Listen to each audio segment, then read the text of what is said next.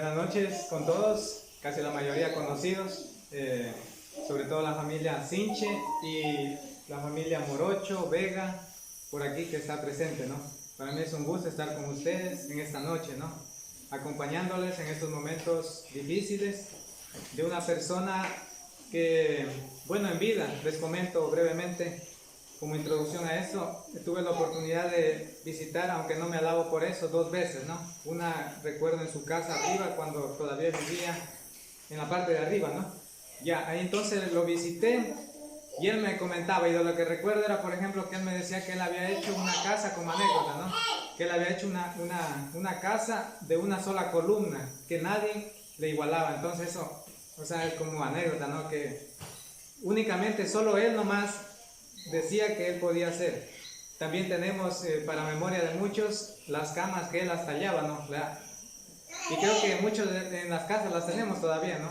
Por ejemplo, todas las tenemos, casi la mayoría de los familiares conocidos que son aquí, las tenemos ahí, y solo con mano y cincel, ¿no? Y si era en este caso, ¿no? Ya.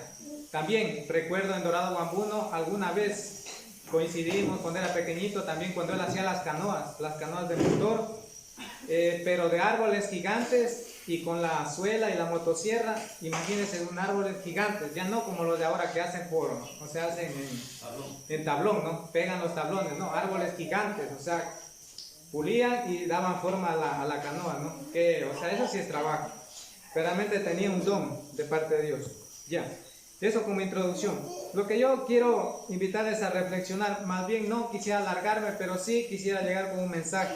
Es hablarles acerca de la muerte. ¿Qué piensa Dios de la muerte, no? Ya. Como introducción a esto dice, Cristo lo llamó dormir, dice, que toda persona experimentará un día, de eso es innegable. Es la separación del alma del cuerpo, como muchos entendemos ahora mismo, ¿no? Es la separación del alma del cuerpo y eso está claro, ¿no? Ya. Tenemos ese texto en Génesis 35, 18. Pero Dios destinó que un día despertará, ¿cuál? La persona que muere, para dar cuentas a Dios. Esa es otra realidad también. Es decir, que un día nosotros, si dormimos, prácticamente Dios lo denomina, o Cristo lo dice, que es un sueño. Entonces un día despertaremos para dar cuentas a Él, ¿no? Ya, vamos a avanzar un poquito. ¿Qué es la muerte? Ya, como les decía, es la separación del alma del cuerpo. Ahí se produce la muerte. Génesis 35, 18. Voy a leerles este texto. ¿Qué nos dice ya? Génesis 35, 18. Ya. Dice así: ella, al salírsele el alma, pues murió. Le puso por nombre Benoni, pero su padre lo llamó Benjamín. Ya, ¿de quién está hablando? De Raquel. ¿La esposa de quién? De Jacob, ¿no es cierto? Ya. ¿Qué pasó con esa mujer? No podía dar a luz a la avanzada edad. Sucedió que quedó encinta y tuvo en este caso un parto complicado. Y vean lo que nos declara aquí. ¿Qué es la muerte? Es la separación del alma, como nos dice aquí el 18, al salirse el alma, pues murió. Por eso les digo, es una separación del cuerpo del alma. Cristo lo denomina también como un sueño. Vamos a ver en Juan 11, 12, 13. Son textos que nos apoyan de lo que Dios nos habla acerca de la muerte, para que podamos entender qué es la muerte, ¿no? Porque nosotros en nuestro concepto podemos pensar, bueno, la muerte se acabó y ahí y no hay más allá. Pero la Biblia nos aclara eso. Dice 11, 12 al 13. Dijeron entonces sus discípulos: Señor, si duerme, sanará. Jesús decía esto de la muerte de Lázaro, pero ellos pensaban que hablaba del reposar del sueño. Cristo dijo, no, Él duerme y sanará, porque sabía que iba a resucitar Lázaro, ¿no? Ya, aquí vemos este ejemplo de que es un sueño.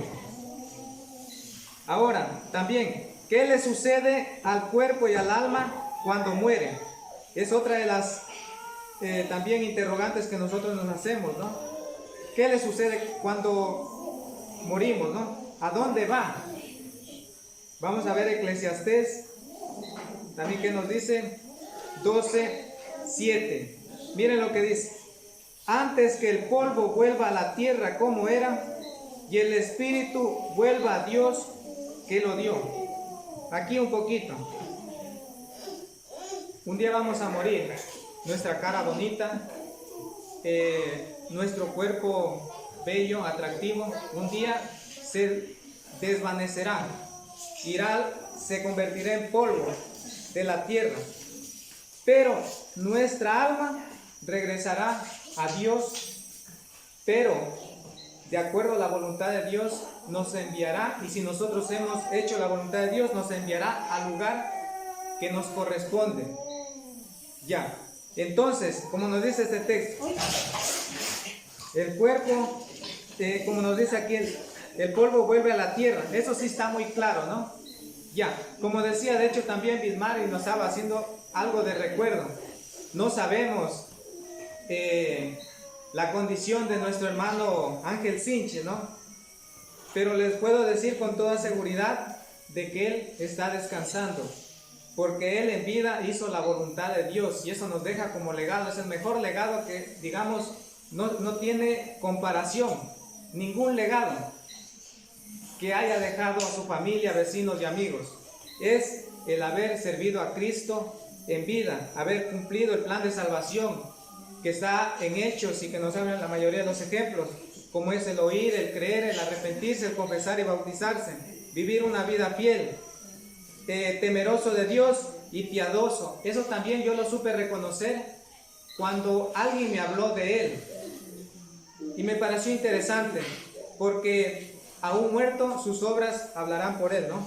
Ya, como les decía, hay dos clases de muerte también: la muerte física, la que Dios ha dejado a todo ser humano, y también la muerte espiritual.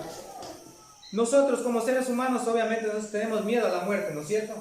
Tenemos miedo, pero cuando el hombre ha hecho la voluntad de Dios, dice Cristo que no tengamos miedo a la muerte, y esa es la declaración que nos habla en Juan 11. Tenemos por aquí. Les voy a leer ese texto, ¿no? Ya. Mire, cuando estaba, digamos en este caso, Cristo fue a visitar a su amigo Lázaro, que estaba enfermo, ¿no? Miren lo que les dicen. Los discípulos le dicen: Rabí, hace poco los judíos intentaban apedrearte y otra vez vas allá. Todavía incrédulos los discípulos, y eso que estaban con Cristo siempre, pero siempre tenían su debilidad, ¿no? Pero Jesús le responde: no tiene el día 12 horas, el que anda de día no tropieza porque ve la luz de este mundo, pero el que anda de noche tropieza porque no hay luz en él. ¿Qué le estaba diciendo? De que sobre todo debe haber seguridad en la persona que ha creído a Cristo, de que no debe tener temor a la muerte.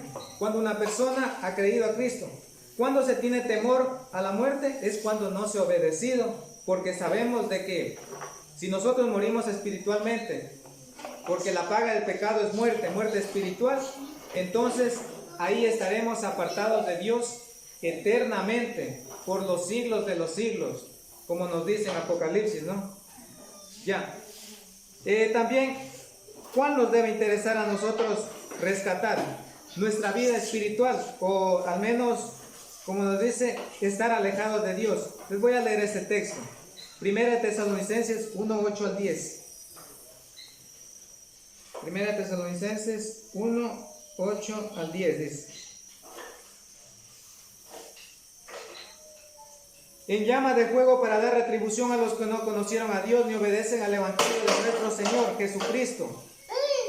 Estos sufrirán pena de eterna perdición, excluidos de la presencia del Señor y de la gloria de su poder, cuando venga aquel día para ser glorificado en sus santos y ser admirados en todos los que creyeron, y vosotros habéis creído en nuestro testimonio. Estar excluido de la presencia del Señor, nos dice. Ya.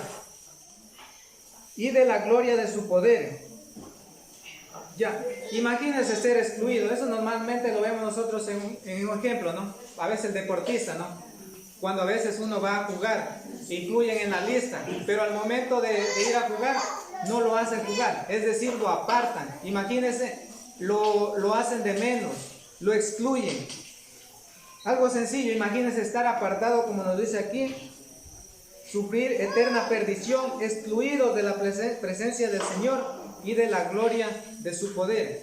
¿Quién quiere estar en esa condición? Me imagino que nadie, ¿no? El deseo de Dios es de que, si es posible, todas las almas, todas las que están aquí pudieran escuchar este mensaje y reflexionar sobre mi condición, ¿no?